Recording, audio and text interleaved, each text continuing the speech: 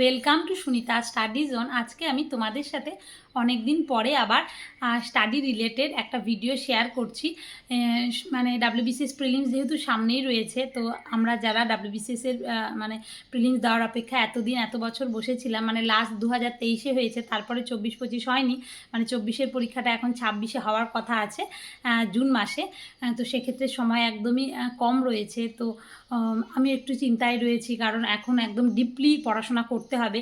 কারণ last year 2023-এর question যদি তোমরা দেখো, তাহলে সেক্ষেত্রে বুঝতে পারবে যে মানে কোয়েশ্চেন লেভেল কী ছিল যারা দিয়েছে। আমি তো এর আগে বেশ কয়েকবার প্রিলিমস দিয়েছি এবং পাসও করেছি, মেন্স দিয়েছি, 2023-ও দিয়েছি। তো 2020 থেকে দিচ্ছি, 20, 21, 22 সেই কোয়েশ্চেন যদি দেখি, সেই কোয়েশ্চেন মোটামুটি মডারেট ছিল।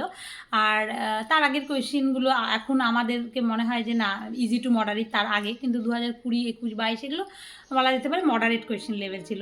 কিন্তু তারপরে 2023-এর কোয়েশ্চেন দেখে আমার তো অন্তত পক্ষে টাফ লেগেছে, মানে প্রিলিমসের কোয়েশ্চেন অনুযায়ী, মানে এতদিন যেটা আসতো সেই ট্রেন্ড অনুযায়ী বলছি।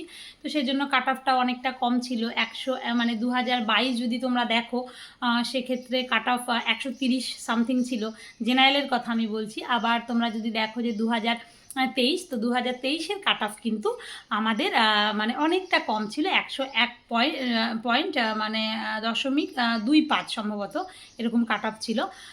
তো আর হচ্ছে নেগেটিভ মার্কিংও মানে 1/4 ছিল আর কি। তো এক্ষেত্রে যদি দেখা যায় তাহলে কিন্তু কাট অফটা কমে গেছিলো, কারণ কোয়েশ্চেন লেভেল অনেক বেশি কঠিন ছিল আর কি ডাব্লিউবিসিএস প্রিলিমসের তুলনায়। তো আমরা এই মুহূর্তে কিভাবে পড়াশোনাটা করা যায়, তো এখন তোমরা ধরতে পারো যে আর 1 মাস যদি 14 তারিখে হয়, জানি না, এখন পর্যন্ত তো অফিসিয়াল নোটিশ মানে আসেনি, কিন্তু শোনা যাচ্ছিল এর আগে যে 14 তারিখে হতে পারে। তো সেই হিসাবে যদি আমরা ধরি, তাহলে আর আমাদের কিন্তু খুব বেশি সময় নেই হাতে, 1 মাস মতো সময় আছে। তো এই 1 মাস আমরা কিভাবে কাজে লাগাতে পারি, তো সেটা আমি যেভাবে মানে পড়াশোনা করার চেষ্টা করছি সেটা বলি তোমাদের সাথে। তো সকালবেলা মানে যে কোনো একটা জিকের সাবজেক্ট তোমরা ধরতে পারো, মানে হিস্ট্রি, জিওগ্রাফি, ইকোনমি, পলিটি, যেটা তোমাদের ভালো লাগে আর কি, কিংবা যে সাবজেক্টের গুরুত্ব বেশি। যেহেতু ডাব্লিউবিসিএস প্রিলিমসের ক্ষেত্রে আমাদের অনেক বেশি গুরুত্ব হচ্ছে হিস্ট্রির, মানে হিস্ট্রি থাকবে, তার সাথে ইন্ডিয়ান ন্যাশনাল মুভমেন্ট থাকবে, তো সেখানেই 50 মার্কস রয়েছে। তো সেক্ষেত্রে আমাদের উচিত হিস্ট্রিটাকে অনেকটা ভালো মতো শেষ করে নেওয়া। তো তারপরে তোমরা যদি জিওগ্রাফিটাকে ধরলে, মানে সকালবেলা 2-3 ঘন্টা, 4 ঘন্টা, যার যতটা সময় হয়, ঠান্ডা মাথায়, কারণ এগুলো অনেকটা মনে রাখার ব্যাপার থাকে যারা বিগিনার তাদের জন্য, এবং যারা আমার মতো অনেক দিন ধরে পরীক্ষা দিচ্ছ তাদের জন্য।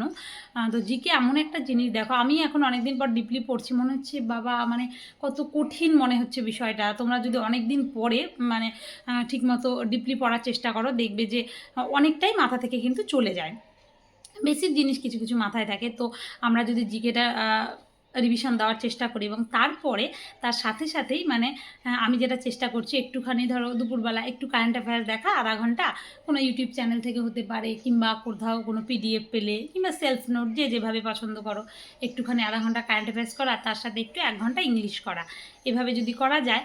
আর তারপরে আবার তোমরা ধরতে পারো যে বিকেলবেলা সেই সময়টা যদি একটু সায়েন্সের প্র্যাকটিস রাখা যায়, 1 ঘন্টা হলেও, আর আধা ঘন্টা 1 ঘন্টা জিআই আর ম্যাথ, এভাবে যদি করা যায় সারাদিনে অন্তত পক্ষে 6 ঘন্টা এফেক্টিভ স্টাডি করা যায়, তাহলে মনে হয় এই মুহূর্তে মানে ভালো হয় আর কি। তারপরে যে যতটা সময় দিতে পারবে, যার কাছে যতটা সময় আছে, তো সেই অনুযায়ী দিতে পারো। তো আমি এইভাবেই কয়েকদিন চেষ্টা করছি, এখন দেখা যাক কী হবে, একটু চিন্তায় রয়েছি আর কি। কারণ লাস্ট ইয়ারের কোয়েশ্চেন আর কাট অফ, মানে কোয়েশ্চেন যেটা, কাট অফটা তো অনেকটা কম এসেছিলো যেহেতু টাফ ছিল। তো লাস্ট ইয়ারের কোয়েশ্চেন যেরকম, তো সেই অনুযায়ী আমাদের কিন্তু একটু মানে ডিপ স্টাডি করতে হবে। তো অনেক দিন পরে ভাবলাম যে আমি তোমাদের সাথে একটুখানি মানে কথা বলি আর কি, তাহলে আমারও ভালো লাগবে, আশা করি তোমরা যারা আমার এই চ্যানেলের সাথে যুক্ত আছো তাদেরও ভালো লাগবে। আর অনেকে এভাবে চেষ্টা করে পড়াশুনো করার, ধরো মানে 2 দিন, 4 দিন, 5 দিন, 7 দিনে একটা সাবজেক্ট ভালো মতো মানে একদম ভালো মতো উঠিয়ে নেয়। তো আমার ক্ষেত্রে ওটা হয় না, আমার অত ধৈর্য থাকে না যে একটা সাবজেক্ট 5 দিন 7 দিন ধরে পড়ার। আমার মনে হয় যে মানে একটু ভাগ ভাগ করে প্রতিদিনই যদি পড়া যায় বিষয়গুলো, আমার ভালো লাগে আর কি, ইন্টারেস্টিং লাগে পড়তে। এখন এটা যার যেরকম পার্সোনাল চয়েস আর কি। তো আমি কিভাবে এই লাস্ট মুহূর্তে রিভিশন দেওয়ার চেষ্টা করছি, সেই রিলেটেডই একটা ছোট্ট ভিডিও তোমাদের সাথে শেয়ার করলাম। তো ভিডিওটা কেমন লাগলো অবশ্যই জানিও। আর তোমরা কে কীভাবে পড়ো সেটাও চাইলে কমেন্ট বক্সে জানাতে পারো। আর কারো কাছে যদি কোনো খবর থাকে, মানে কেউ যদি জানতে পারো যে প্রিলিমস কবে হতে পারে, কারণ এখন তো পরিস্থিতি মানে পরিবর্তিত পরিস্থিতি বলা যেতে পারে, আমাদের নতুন সরকার, সেক্ষেত্রে সেই পরীক্ষাটা এসএসসি শোনা যাচ্ছে যে একটুখানি রেজাল্ট, এর আগে শোনা যাচ্ছিলো যে ভোটের আগেই বেরোবে, তো বেরোলো না। তারপরে আমরা এখন এক্সপেক্ট করলাম হয়তো ভোটের মানে পরে বেরোবে আর কি, রেজাল্টের পরে। তো শোনা যাচ্ছে একটু ডিলে হবে। তো সেক্ষেত্রে ডাব্লিউবিসিএস কী হবে জানি না, মানে আশা করা যায় যে জুনেই হবে এবং সেই অনুযায়ী আমাদের প্রিপারেশান নেওয়া উচিত। তো আজকের মতো ভিডিওটা এটুকুই। আমি তোমাদের সাথে আজকে আমি কিভাবে সারাদিন একটু মানে এই একটা মাস রিভিশন দেওয়ার চেষ্টা করছি, তো সেটাই শেয়ার করলাম। ধন্যবাদ।